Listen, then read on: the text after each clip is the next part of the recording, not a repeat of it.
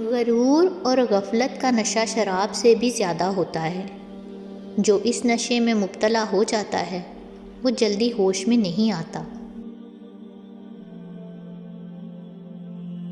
وہ وقت کبھی مت آنے دینا کہ تمہیں کہنا پڑے کاش۔ یہ کاش کے پچھتاوے موت کے بستر تک انسان کا پیچھا نہیں چھوڑتے۔ لفظ آپ اور تم دونوں کا مطلب ایک ہی ہوتا ہے، پر اس سے بولنے والے کی تربیت کا پتہ چلتا ہے۔ چابی سے کھلا تالا بار بار کام آتا ہے، ہتھوڑی سے کھلا تالا دوبارہ کام نہیں آتا۔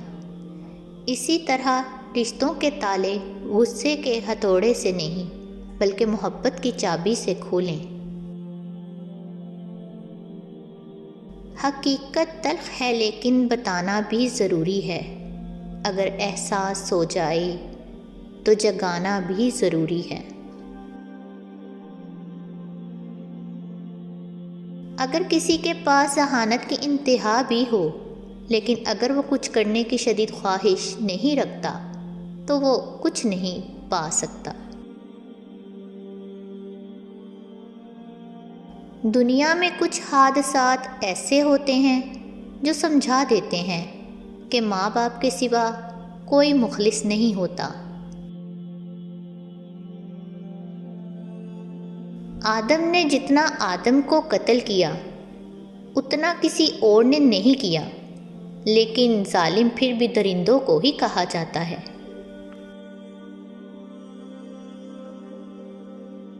خواتین کے لیے کسی بھی شادی شدہ مرد سے نکاح کر لینا اپنے والدین کے گھروں میں بوڑھی ہو جانے سے 1000 گنا بہتر ہے۔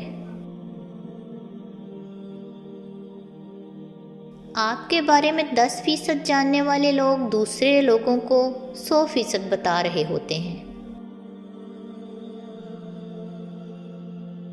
اس دور کی بدترین تلخ حقیقت یہ ہے کہ 4 مسلمان ایک سمت میں بس اسی وقت چلتے ہیں جب 5واں ان کے کندھوں پر ہوتا ہے۔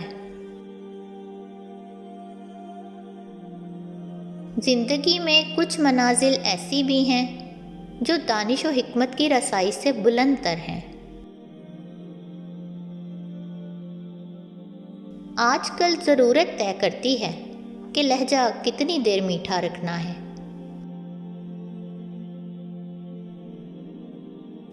ضمیر غلط کام کرنے پر ملامت کرتا رہے تو سمجھیں کہ آپ کے اندر کا انسان اب بھی زندہ ہے۔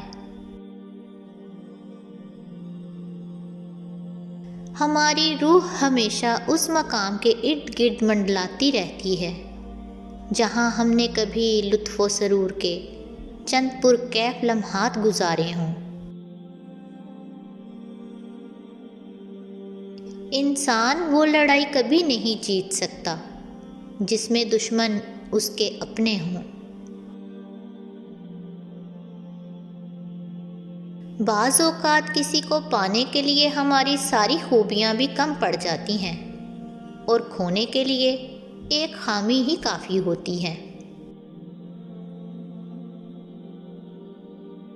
مایوسی ہماری بصارت اور سماعت کو مفلوج کر دیتی ہے۔ عمر سے زیادہ حالات انسان کو جلد بوڑھا کر دیتے ہیں۔